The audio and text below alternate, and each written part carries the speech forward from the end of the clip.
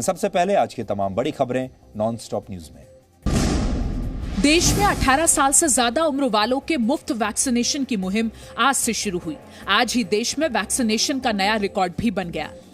मुफ्त vaccination drive शुरू होने के बाद रात 8 बजे तक करीब 81 लाख लोगों को वैक्सीन लग चुकी थी।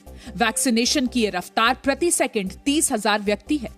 मध्य प्रदेश में सबसे ज्यादा करीब 15 लाख वैक्सीन लगी।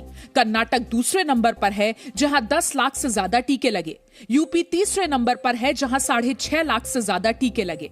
एक दिन में वैक्सीनेशन की ये सबसे बड़ी संख्या है। इस कामयाबी पर प्रधानमंत्री ने सभी फ्रंटलाइन वर्कर्स को खास बधाई देते हुए कहा, वैक्सीनेशन के आज के रिकॉर्ड तोड़ नंबर प्रसन्न करने वाले हैं। कोविड-19 से लड़ने में वैक्सीन सबसे मजबूत हथियार है। वो सभी बधाई के पात्र हैं जिन्होंने इतने लोगों को टीका दिया। इससे पहले मुफ्त वैक्सीनेशन की शुरुआत हुई तो केंद्र के कई मंत्री वैक्सीनेशन सेंटर्स पर मौजूद रहे। गृह मंत्री अमित शाह अहमदाबाद में तो यूपी के मुख्यमंत्री योगी आदित्यनाथ लखनऊ के सेंटर पर पहुंचे। यूपी में धर्मांतरण कराने वाले रैकेट का भंडाफोड़ हुआ है। यूपी एटीएस ने दिल्ली से 2 मौलाना को गिरफ्तार किया है। आरोप है कि रैकेट में करीब 100 लोग शामिल हैं, जो 1000 से ज्यादा हिंदुओं का धर्मांतरण करा चुके हैं। दिल्ली के जामिया नगर के इस्लामिक दावा सेंटर से ये रैकेट 2 साल से चल रहा था। इसके चेयरमैन समेत 4 लोगों पर एफआईआर की गई है। गिरफ्तार किया गया मोहम्मद उमर गौतम मास्टरमाइंड है, जो खुद हिंदू से मुसलमान बना था। इसका नाम उमर गौतम है, बाटला हाउस जामिया नगर का रहने वाला है और इन्होंने खुद ही अपना धर्म परिवर्तन कर रखा है। यूपी पुलिस की एफआईआर के मुताबिक इस धर्मांतरण रैकेट के निशाने पर ज्यादातर मूक बधिर हिंदू बच्चे और गरीब लड़कियां रही हैं। नोएडा के डेफ एंड डम्ब स्कूल के कई बच्चों का जबरन धर्म बदलवाने की बात आरोपियों ने कबूली है। उमर ने यह बताया पूछताछ में कि उन्होंने अभी तक लगभग 1000 गैर मुस्लिम लोगों को मुस्लिम धर्म में परिवर्तित कराया है। धर्मांतरण की साजिश में विदेशी फंडिंग के भी सुराग मिले हैं। देश विदेश कहीं से भी कोई भी ऐसे तत्व जुड़े हुए हैं तो वहाँ और भी चीजें सामने आएंगी और जो जो दोषी होंगे उनको पकड़ा जाएगा। 2 जून को गाजियाबाद के डासना देवी मंदिर से 2 संदिग्ध लोग गिरफ्तार किए गए थे। पुलिस को उन्हीं से इस गैंग का सुराग मिला। गाजियाबाद पुलिस ने Twitter India head Manish Maheshwari को एक और नोटिस भेजकर उनसे 24 जून को सुबह 10:30 बजे तक लोनी थाने में पेश होने को कहा है। गाजियाबाद पुलिस बुजुर्ग की पिटाई के मामले में मनीष माहेश्वरी की तरफ से भेजे गए जवाब से संतुष्ट नहीं है। पुलिस की तरफ से ट्विटर इंडिया हेड को भेजे नोटिस में कहा गया है कि उनकी तरफ से भेजी गई ईमेल से ये साफ है कि वो विवेचनात्मक कार्रवाई में सहयोग करने से बच रहे हैं और उनकी तरफ से दिया गया स्पष्टीकरण किसी भी तरह से औचित्यपूर्ण नहीं है। नोटिस में यह भी कहा गया है कि ट्विटर इंडिया के मैनेजिंग डायरेक्टर होने के नाते वो भारत में ट्विटर के प्रतिनिधि हैं, इसलिए इस जांच में सहयोग करने के लिए भारतीय कानून से बाध्य हैं।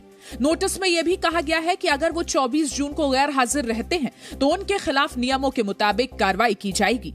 इससे पहले ट्विटर इंडिया के मैनेजिंग डायरेक्टर ने अपने भेजे जवाब में कहा था कि जो विवाद हुआ उससे ट्विटर का कोई लेना देना नहीं है और वो वीडियो कॉन्फ्रेंसिंग के जरिए जांच से जुड़ सकते हैं। पाकिस्तान के पीएम इमरान खान ने एक बार फिर कश्मीर का राग अलापा। इमरान ने एक इंटरव्यू में दावा किया कि कश्मीर का मुद्दा सुलझ जाए तो परमाणु बम की जरूरत नहीं रहेगी।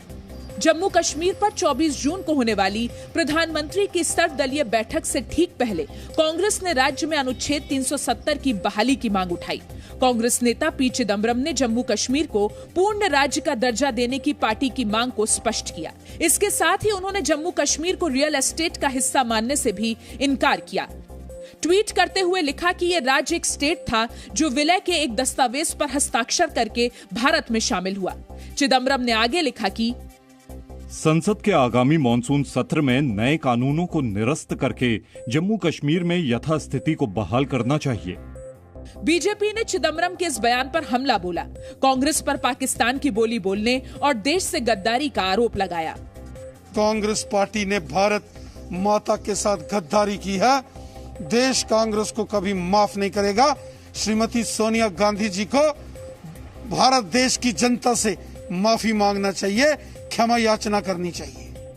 पी चिदम्बरम से पहले कांग्रेस के राज्यसभा सांसद दिग्विजय सिंह भी जम्मू कश्मीर में अनुच्छेद 370 की बहाली की मांग कर चुके हैं।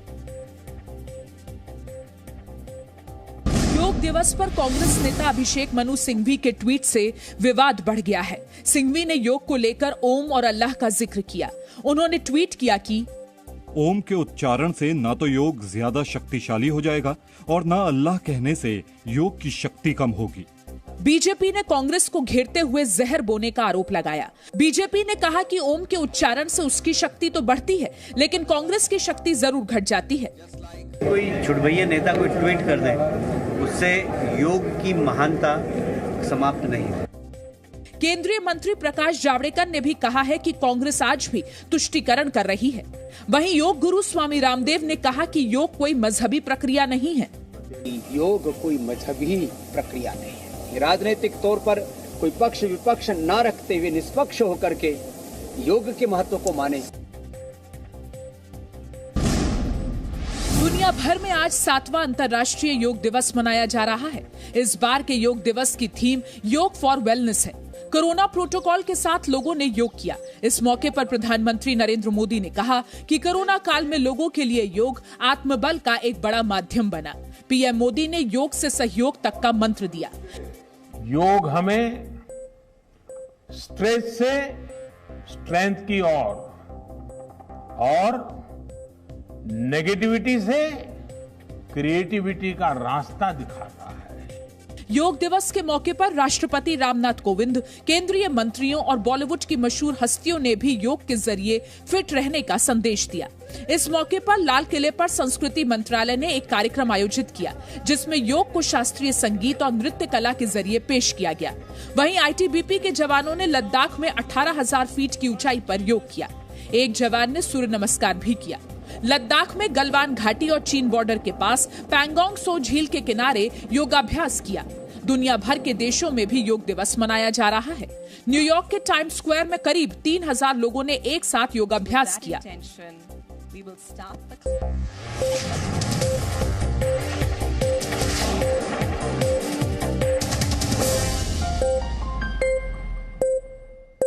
Presenting B News app, available on Google Play and App Store. Download it now.